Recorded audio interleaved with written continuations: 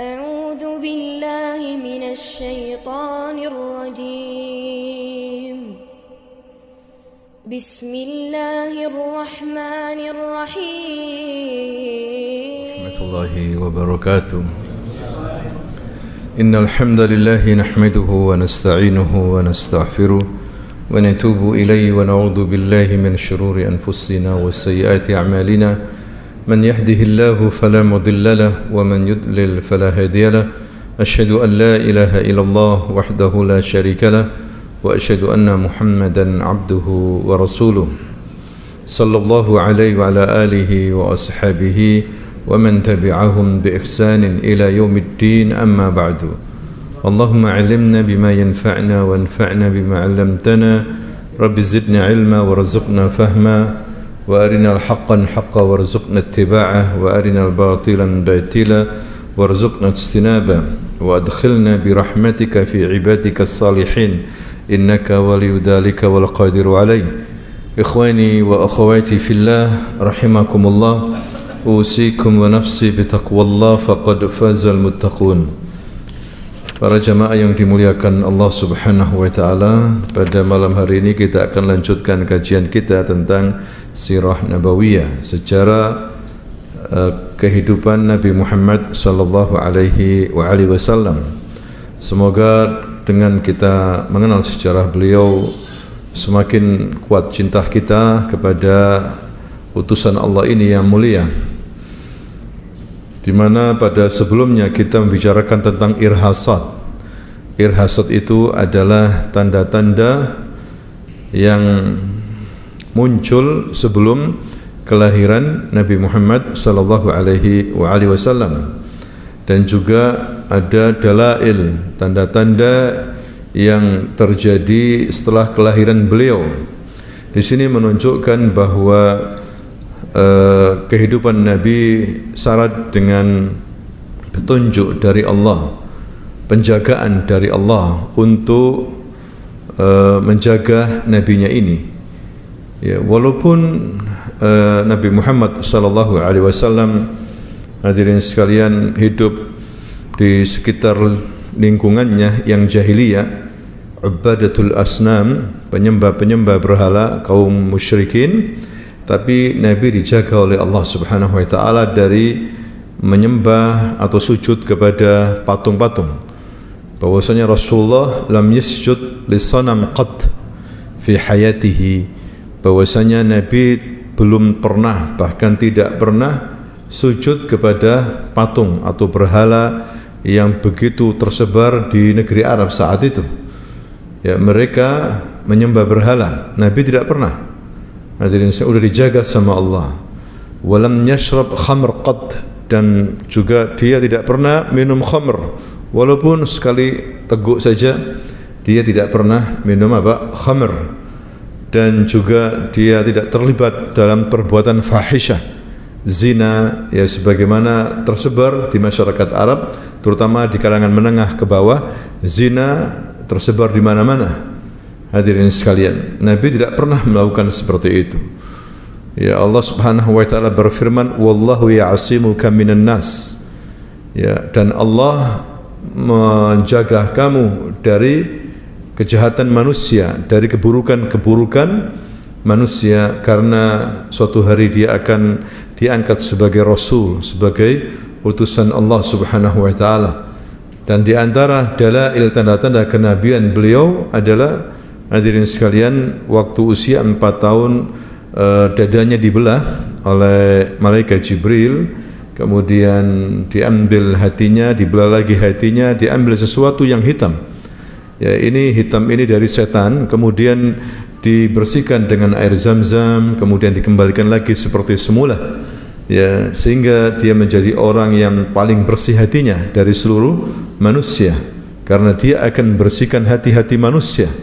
Ya, dia seorang rasul, sebagaimana Nabi Ibrahim pernah berdoa, ya, ketika meninggalkan Hajar, meninggalkan putranya Ismail alaihissalam di Mekah, di perbatasan Mekah, dia berdoa, Rabbana wab'ats fihim rasulan minhum yatlu alaihim ayatika wa yu'allimukal kitaba wal hikmah wa yuzakkihim innaka antal azizul hakim dalam surah Al-Baqarah.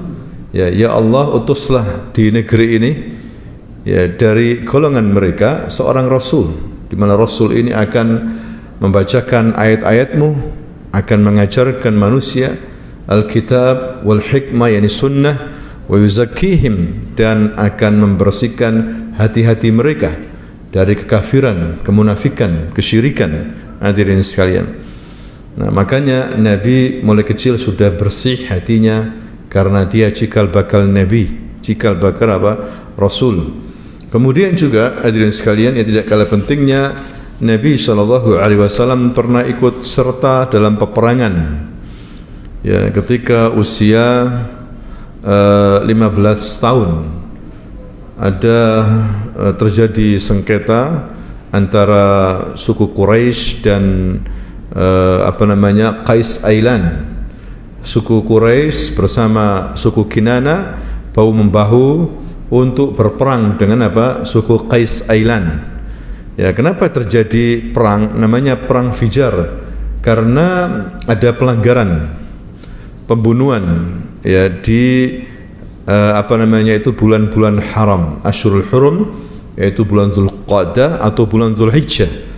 Ya, di negeri Arab mereka sepakat, mereka masih memiliki keyakinan-keyakinan yang diajarkan oleh Nabi Ibrahim dan juga putra Nabi Ismail, bahwasanya mereka harus menghormati Asyurul Hurum, bulan-bulan suci, yaitu Dzulqa'dah, Dzulhijjah, Muharram dan Rajab. Tidak boleh terjadi kezaliman-kezaliman.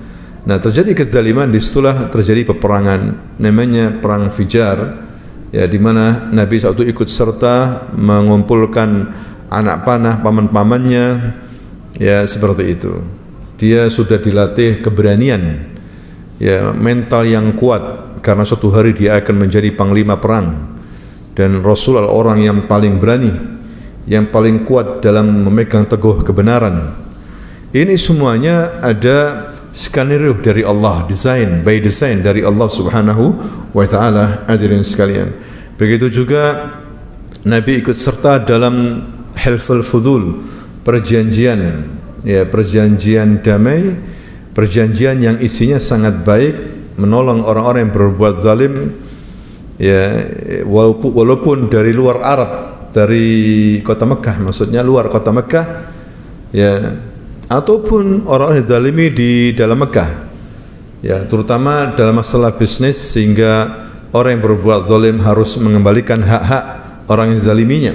Karena waktu itu terjadi masalah, ada seorang dari Yaman, dari Arab, dari suku Zubaid, orang Zubaidi, ya, dari suku Zubaid, berdagang di mana? Mekah. Kemudian waktu itu transaksi sama seorang tokoh Quraisy, orang kaya, Al-As bin Wa'il As-Suhaimi, ya, Suhaim. Kemudian Al-As bin Wa'il ini curang, ya, barang udah dikasih tapi tidak dibayar uangnya. Disitulah orang dari Zubaid, dari Yaman ini merasa dizalimi, karena dia orang luar, sedangkan yang menzaliminya orang Mekah, tokoh lagi, ya, punya pengikut yang banyak di Mekah. Maka dia menaiki gunung Abi Qubais bahwa dia dizalimi. Wahai orang Quraisy, saya dizalimi. Dia teriak-teriak membacakan syair.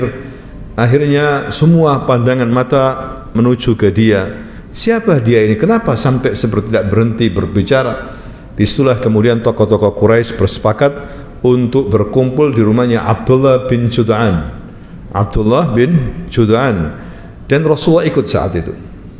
Ya, namanya Hilful Fudul. Di antara kesepakatannya adalah tidak boleh berbuat zalim. Ya, lihat, walaupun mereka jahiliyah, masih ada kebaikan-kebaikan, hadirin sekalian. Ya, jadi orang Arab tidak semuanya tidak baik. Ya, mereka terkenal dengan ikramud dhaif, menghormati tamu. Mereka terkenal dengan syaja'ah, berani. Mereka terkenal dengan adab, ya, tata krama, tidak boleh saling menzalimi. Itu di antara akhlak-akhlak mulia pada orang-orang jahiliyah. Ya, mungkin barangkali inilah alasan kenapa Allah Subhanahu wa taala memunculkan nabi yang terakhir dari bangsa Arab. Masih ada sisa-sisa kebaikan. Tidak memilih orang-orang Nasrani yang atau Yahudi ahli kitab yang di Romawi, ya, yang di mana Suria, Syam, tidak memilih juga dari kalangan orang-orang Persia di Irak sana. Karena mereka sudah hina, sudah rusaknya luar biasa dari sisi akidah, dari sisi akhlak, ya, dari sisi mental sudah rusak luar biasa. Ya, sampai mereka mengawini ibunya mereka sendiri. Ya, menyembah berhala, menyembah binatang, apa saja disembah. Ya, jadi mereka sudah rusak akhlaknya, prinsipnya, sehingga Allah murkai mereka. Illa baqaya min ahli kitab, kecuali sedikit saja dari mereka. Tapi mereka pun yang sedikit ini tidak berani berbuat apa-apa, menyembunyikan. Ya, kalau berbicara kebenaran akan dihabisi. Hadirin sekalian, dipilih oleh Allah SWT nabi yang terakhir dari bangsa Arab. Ya, bangsa Arab karena masih punya kepolosan, Badui mereka ini. Ya, tidak terpengaruh banyak dengan filsafat-filsafat yang ada di Romawi maupun Persia. Ya, maka Allah pilih Nabi Muhammad dari bangsa Arab sebagai Sayyidul Anbiya wal Mursalin, pemimpin para nabi, pemimpin para rasul, akhir rasul wal anbiya, akhir para nabi, akhir para rasul. Sebagaimana Allah berfirman, Allahu a'lamu haitsu yaj'alu risalatah. Allah lebih tahu, ya, di mana Allah menjadikan risalahnya ini. Ya, siapa yang Dia kehendaki sebagai rasul yang terakhir ini, yaitu Nabi Muhammad sallallahu alaihi wasallam.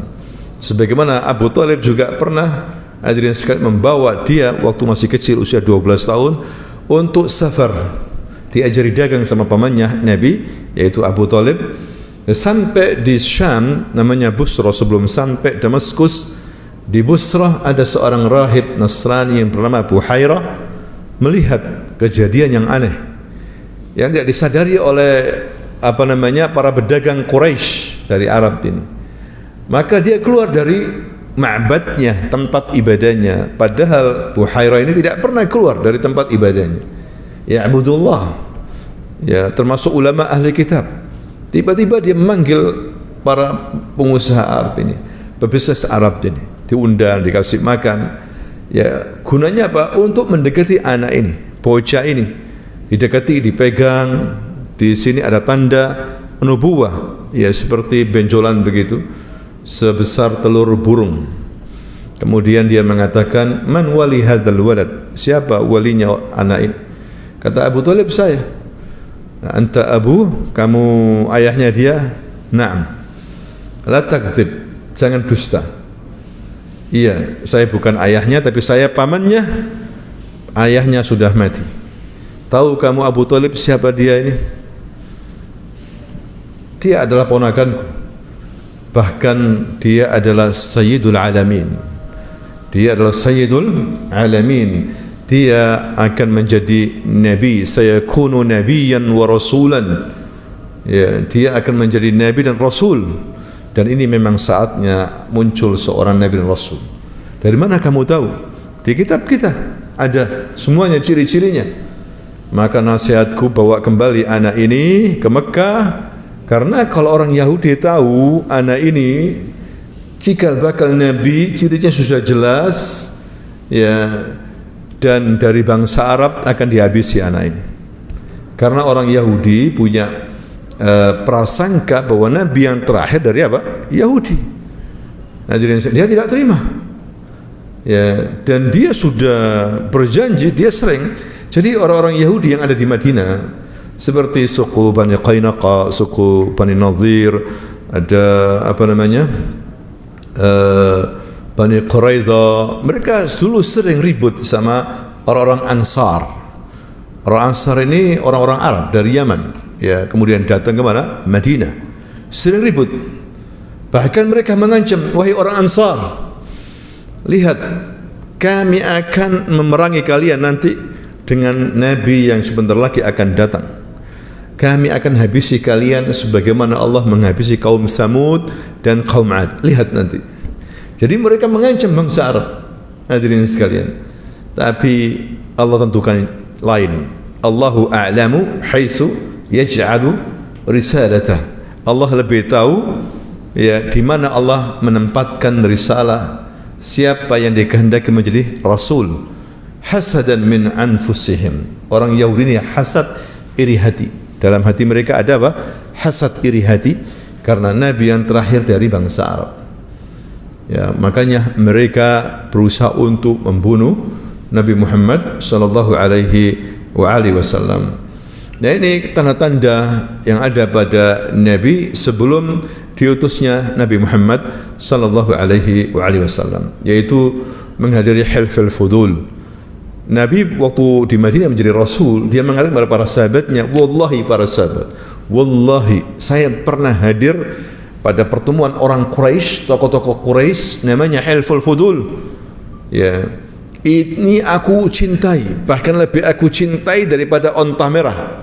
Kalau aku memiliki onta merah, humurun ni'am, yakni humurun ni'am, onta merah ini adalah suatu onta yang sangat mahal sekali harganya.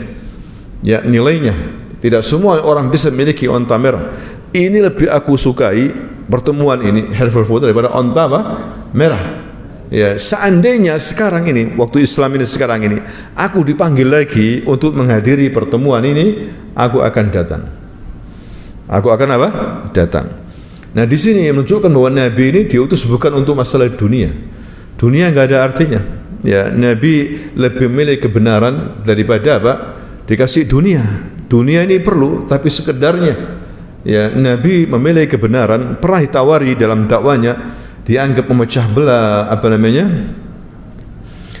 kaumnya, maka satu persatu mereka mengirim Nabi, orang Quraisy mengirim untuk menemui Nabi, termasuk di antaranya Al-Walid bin Mughirah.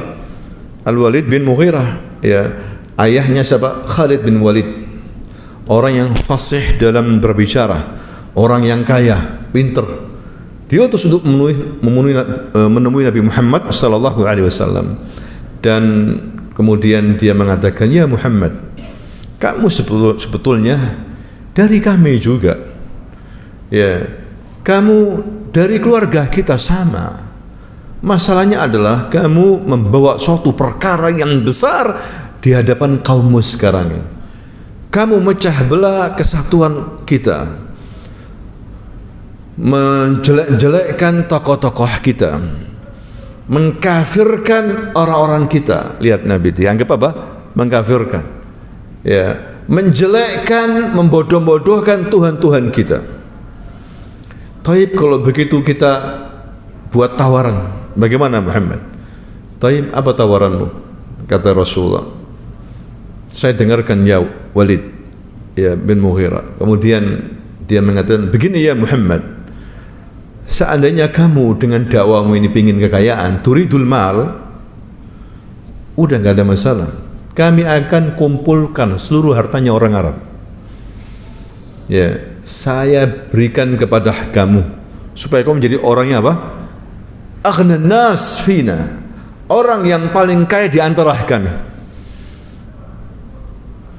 Jika dakwamu ini, kamu menyeru ini, suatu hal yang besar ini, kamu ingin menjadi seorang tokoh, memimpin raja, jangan khawatir. Ya, kita akan rapat dan kita akan tentukan kamu sudah paling nomor satu, pemimpin sudah. Kita akan tunduk sama perintahmu ya Muhammad. Ya, seperti itu.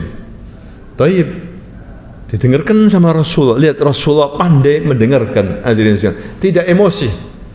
Ya, kemudian dia mengatakan, ya Muhammad, jika kamu berdakwah ini ingin apa? Perempuan. Ingin apa? Perempuan, nisa. Jangan khawatir. Kita akan cari di setiap kabilah yang paling cantik. Wanita-wanita kita berikan kepada kamu. Semua apa? Hadirin sekalian. Ditawari seperti itu. Atau ya Muhammad, ini yang paling buruk. Kamu ini sakit kena jin. Ya, kamu ini sakit kena apa? Jin, kesurupan atau setanmu ini, kamu nggak punya dana untuk mengobati. Untuk ke dukun nggak punya apa? Dana. Jangan khawatir. Kita akan obati, kita cari dukun yang paling handal sampai kamu sembuh. Ya, kata Rasulullah, sudah cukup. ya Al-Walid, sudah cukup. Nah, kemudian Rasul membacakan ayat-ayat penentangan, ya, menentang mereka. Tegas Rasulullah. Sudah, hadirin sekalian.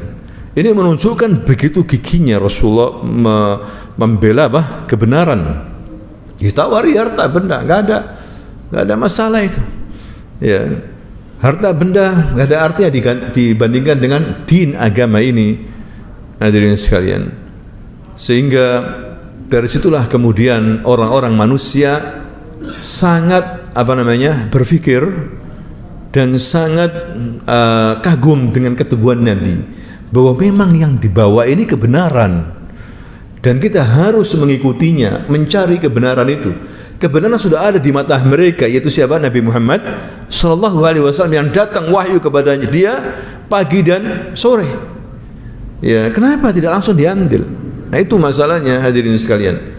Sampai Khadijah binti Khuwailid, istrinya, ya, dia faham ketika Rasulullah kedinginan dan mengatakan zammiluni, keringat panas dingin badannya, selimuti aku, selimut Khadijah. Ya, kemudian diselimuti. Istri yang salihah ini melayani suaminya dengan baik.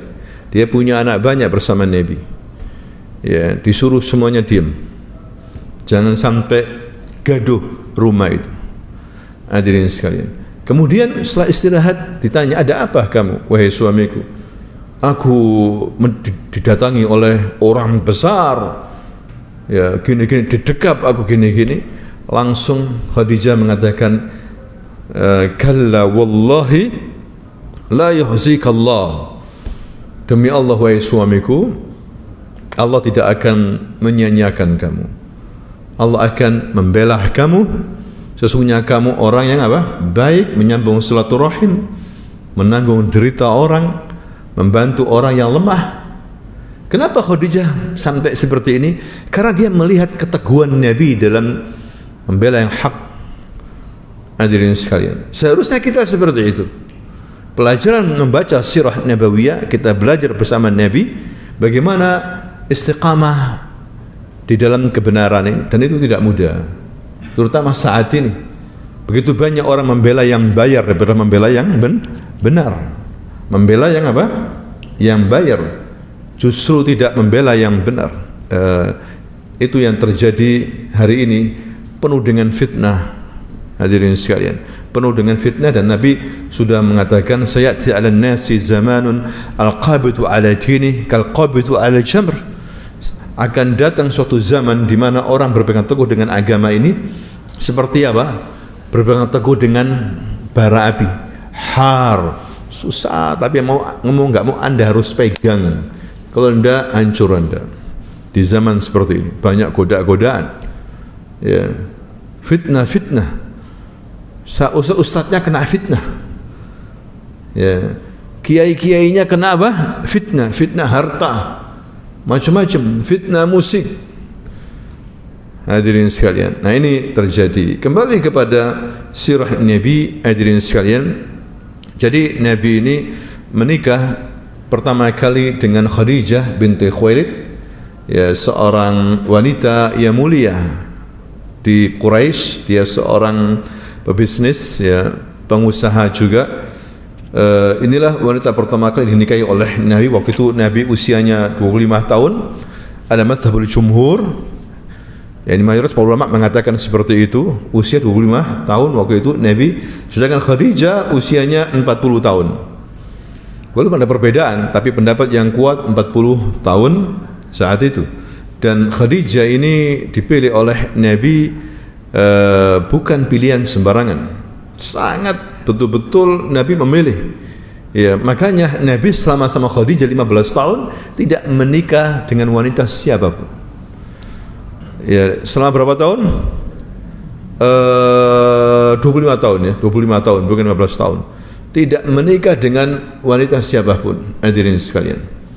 Ya, itu Khadijah binti Khuwailid, 25 tahun sama Nabi. Baru setelah Khadijah mati, Nabi menikah lagi. Dan anak-anaknya Nabi semua dari Khadijah, kecuali Ibrahim. Ibrahim ini dari Maria Qibtiyah. Maria Qibtiyah, imra'ah Misriyah, wanita Mesir. Dari apa? Mesir. Pemberian Raja Mesir waktu itu sama Nabi disurati. Raja Muqayqis, Raja Mesir, agar masuk apa? Islam. Tidak menunjukkan masuk Islam, walaupun ada riwayat masuk Islam, tapi pendapat yang kuat tidak ada keterangan yang jelas apakah dia masuk Islam. Tapi dia tidak membenci, menerima surat Nabi, membaca surat Nabi, bahkan apa? Memberikan hadiah banyak kepada Nabi, makanan, kain, ya, binatang, kendaraan, sampai 2 putri.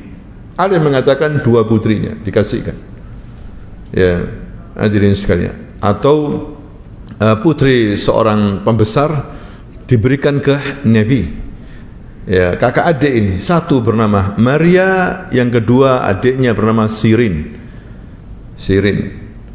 Maria dinikahi oleh Nabi, sedangkan Sirin diberikan ke sahabatnya. Maria kemudian hamil dan melahirkan, namanya apa? Ibrahim. Ya, cuma sayang Ibrahim ini umur sekitar 16 bulan wafat. Tak lama wafat.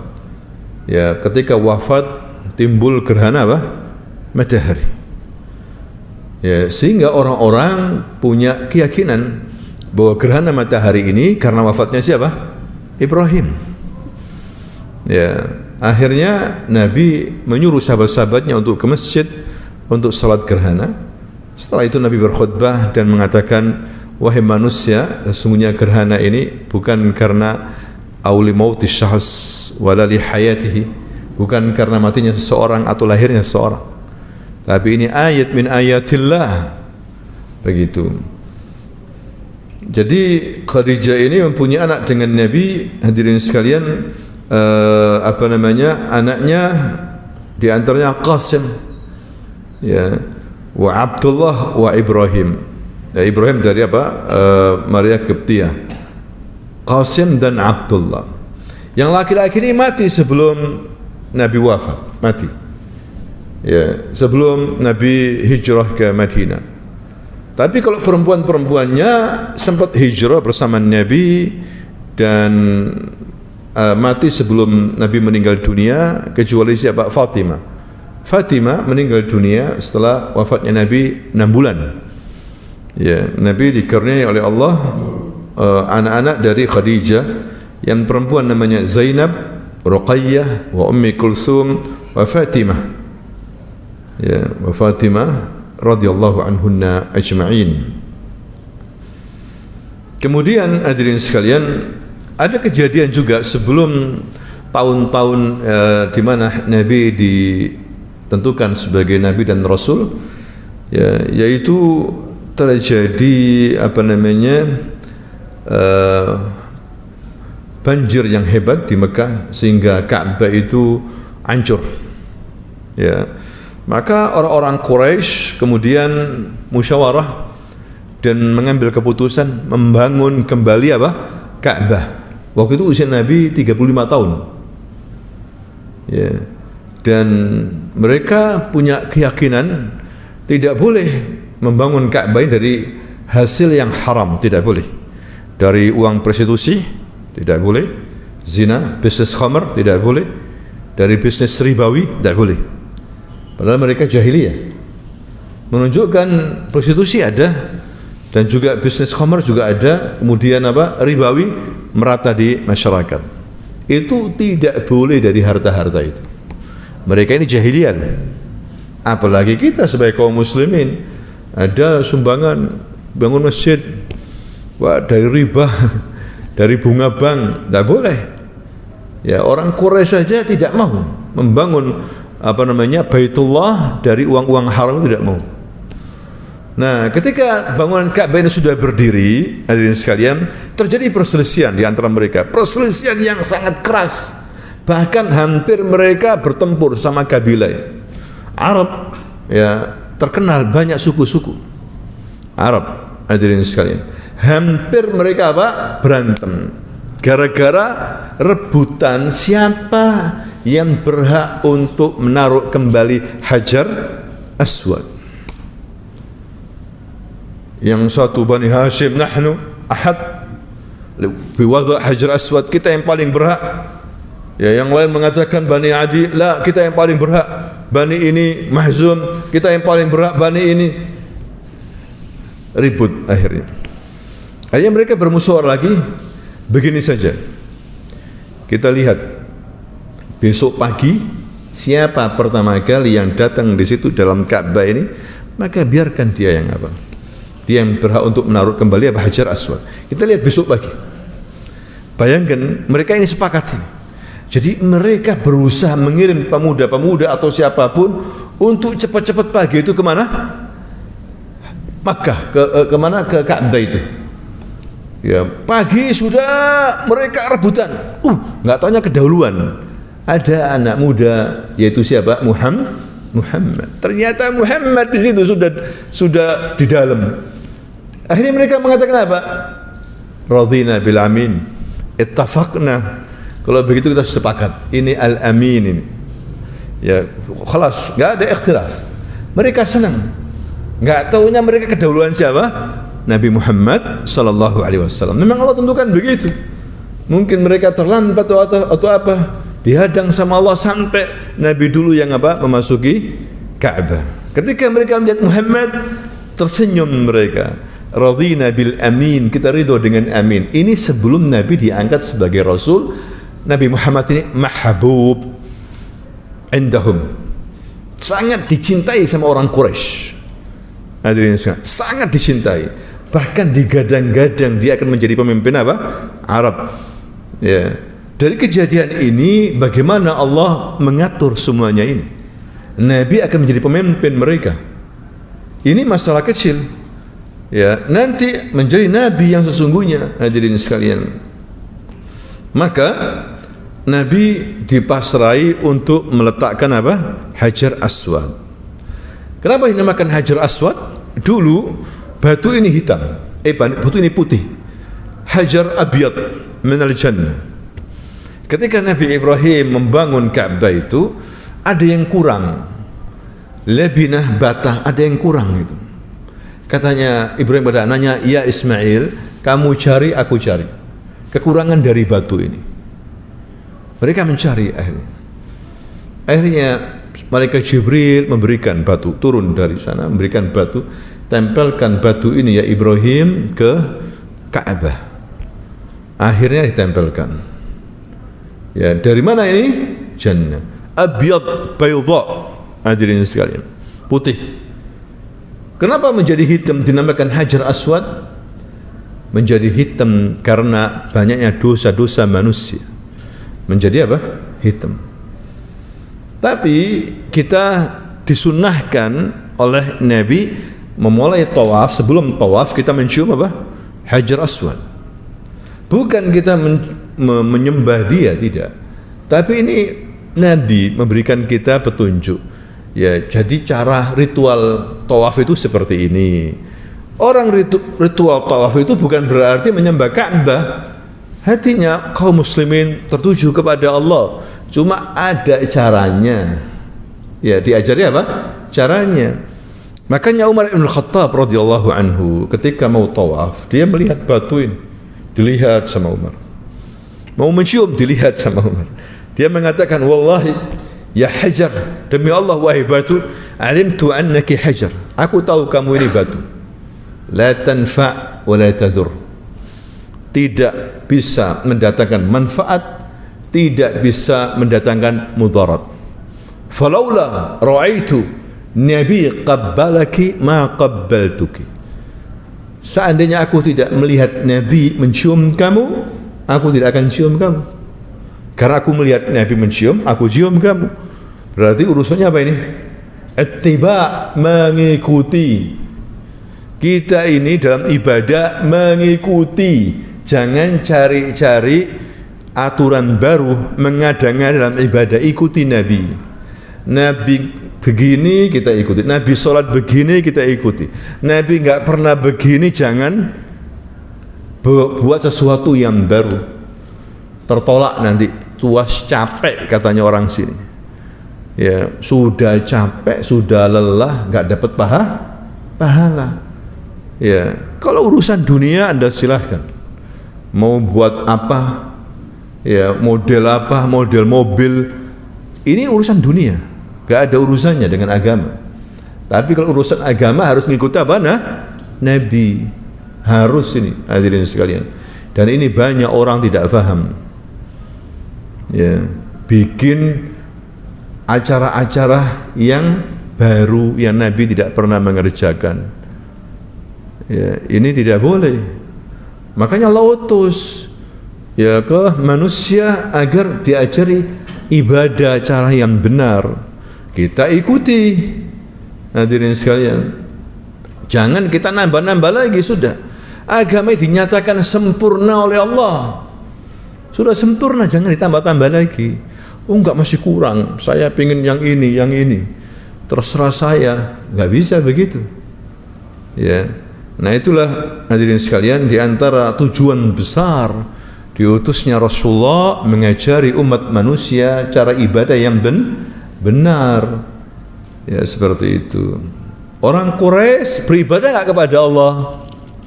Beribadah orang Quraisy ini. Tapi diperangi sama Nabi. Dikafirkan sama Nabi, dihukumi musyrik.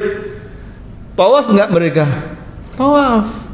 Haji setiap tahun haji. Loh, kenapa kok dihukumi kafir? Ya, masih belum sempurna ibadahnya itu. Wong talbiyah aja mereka talbiyah mengucapkan labbaik Allahumma labbaik. Kita kan mengatakan begitu, labbaik Allahumma labbaik, labbaik la syarika lak labbaik. Tapi orang Quraisy menambah apa? Illa syarikan huwa lak. Kecuali ada sekutu bagimu ya Allah. Berhala-berhala itu sekutunya. Hadirin sekalian. Begitu juga orang sekarang. Ayo nyembah langsung kepada Allah dua. Wah, enggak enak. Harus melalui perantara wasilah. Siapa? Orang yang sudah mati ini. Mereka ini wali-wali. Kita ini orang awam, dosanya banyak. Kalau langsung kepada Allah kayak apa begitu? Melalui ini dulu aja. Ya. Jadi orang musyrikin doanya dulu zaman Nabi itu tidak langsung kepada Allah, tapi perantara apa? Wali, kuburan. Kalau orang yang bertauhid, para sahabat doanya langsung kepada siapa? Allah. Mana yang lebih baik? Kepada Allah atau ke kanan kiri dulu? Hadirin sekalian. Nah ini tujuan diutusnya Rasul. Jadi Nabi, hadirin sekalian, kembali ke peletakan Hajar Aswad itu, Nabi tidak egois. Ayo para jamaah, ada kain di rumah? Ada. Coba bentangkan kain panjang ini, kain putih ini, bentangkan. Nah sekarang setiap pojok-pojok kain dipegang oleh ketua suku. Kata Nabi, dipegang oleh siapa? Ketua suku. Suku ini megang kain.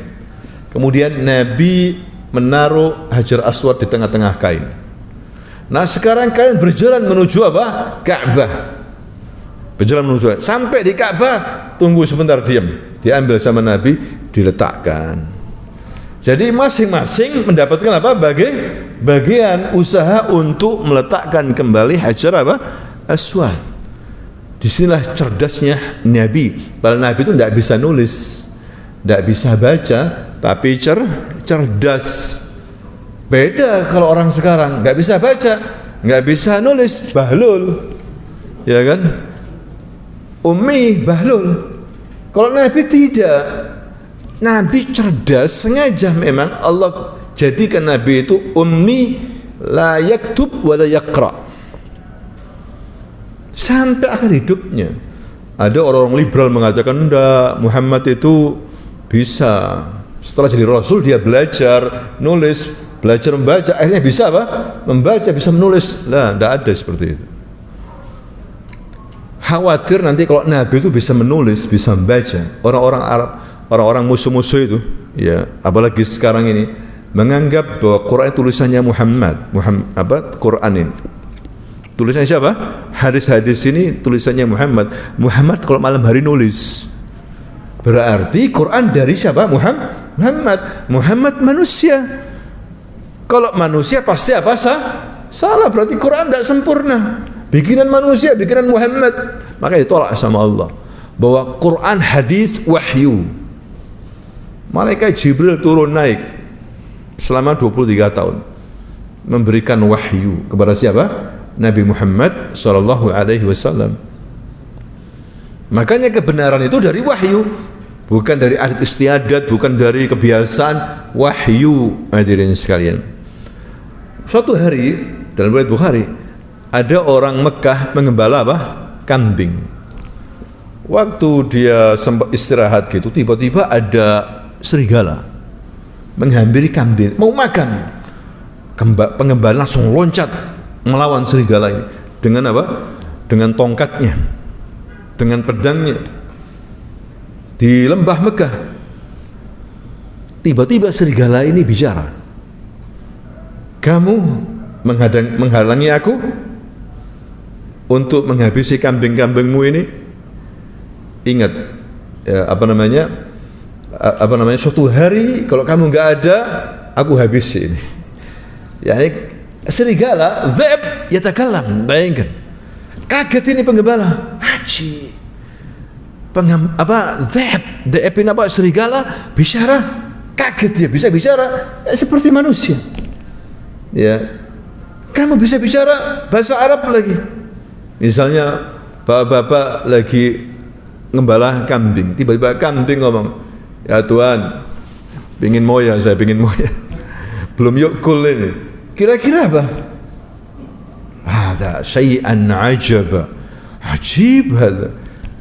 Bingung Anda ini. Mungkin ini dikhususkan taruh di rumah karena bisa ngomong, dihargai mahal nanti. Dijual mahal. Ini bukan kambing biasa kan begitu ya. Katanya serigala ini mengatakan apa? Kamu heran sama aku? Heran? Padahal aku hanya serigala. Kenapa kamu tidak heran sama yang di Mekah itu? Ada anak muda yang datang ya membacakan apa ayat-ayat dari Allah. Dia dikasih pagi dan sore wahyu. Ini lebih heran kamu. Ini lebih besar daripada aku. Bayangkan hadirin sekalian. Ada orang kan gitu ya, ponari bisa menyembuhkan, wah datang gak. Ya, ini Quran enggak dipelajari, ini lebih besar daripada ponari ini. Nur hada, cahaya ini. Quran hadis ini dipelajari lebih besar daripada sirkus, bola atau apa saja. Ya, enggak boleh disia-siakan, tidak boleh. Dinasihati sama mantu-mantu ini mengatakan, "Oh, kenapa kamu tidak beriman? Itu orang dikasih wahyu dari langit. Jibril datang ngasih wahyu pagi dan siang atau pagi sore. Kenapa kamu tidak beriman? Ini lebih besar ini." Hadirin, ini bisa jadi apa? Kita punya kesimpulan bahwa Nabi ini sangat agung kedudukannya. Karena dikasih apa? Wahyu. Kok dilecehkan? Mampus orang yang melecehkan Nabi ini. Akan habis, hadirin sekalian, dihukum oleh Allah dunia maupun di akhirat. Ya, maka hukumannya mati sudah. Walaupun dia bertobat, kata para ulama, hukumannya mati dulu. Nabi ini tidak boleh dilecehkan. Makanya ketika orang melecehkan Nabi, bangkit umat Islam. Ya, bangkit umat Islam. Hadirin sekalian, Nabi dibela oleh semuanya, yang di langit dan yang di bumi. Sudah dipilih sama Allah ini. Tidak boleh kita sia-siakan. Dibaca sejarahnya, banyak orang paham sejarahnya Soekarno, sejarahnya siapa? Soeharto, sejarahnya ini, tapi sejarah Nabi nol. Tidak boleh seperti itu. Apa kata Ibnu Abbas? Kami dulu mengajarkan anak-anak kami sirah nabawiyah, peperangan, bahkan perangan Nabi, seperti kami mengajarkan Al-Fatihah kepada anak-anak. Hafal luar biasa anak-anak itu. Ada yang tidak hafal Fatihah di sini? Hafal. Begitulah anak-anak kami hafal tentang sirah, peperangan dan yang lain masalah Nabi. Hadirin sekalian, begitu seharusnya. Ya, karena ini orang penting. Allah mengatakan wa rafa'na laka dzikrak. Wa rafa'na laka dzikrak. Kami angkat Muhammad namamu. Ya, Nabi Muhammad dibenci siapa? Abu Jahal, Abu Lahab. Tetap tinggi Nabi Muhammad ini. Karena dia bersama Allah. Kalau orang bersama Allah, siapa yang bisa menghalangi? Anda dicintai sama Allah, bersama Allah, adakah yang bisa mengalahkan Anda? Hadirin sekalian, tidak ada. Wa rafa'na laka dzikrak. Ya, kami angkat kamu ya Muhammad namamu. Wallahu ta'ala a'lam bisawab. Subhanakallahumma wa bihamdika asyhadu an la ilaha illa anta astaghfiruka wa atubu ilaik. Assalamualaikum warahmatullahi wabarakatuh.